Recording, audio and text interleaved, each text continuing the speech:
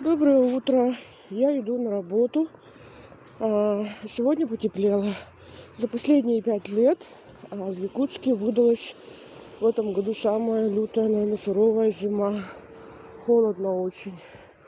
А, Отвыкли в Якутске от такого сильного мороза. Вот. А кто-то из вас мне даже писал, что я специально выхожу на улицу снимать плохую холодную погоду. Я хочу сказать вам, где вы находитесь, такие люди, где вы живете, такие дебилы. Потому что мы в этом климате живем. Так как мы являемся гражданами Российской Федерации, нам приходится ощущать все прелести жизни в этой стране. Кредиты, ипотеки, там как бы тоже мой любимый дворник.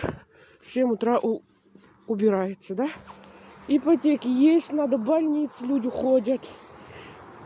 Я не знаю, какими-то делами занимаются. Такая погода у нас всегда зимой. Мы не выбираем, когда идти. Вообще, то есть у меня есть график 5-2, 2 дня выходных. В эти 2 дня я иду в больницу или куда-то по делам, да.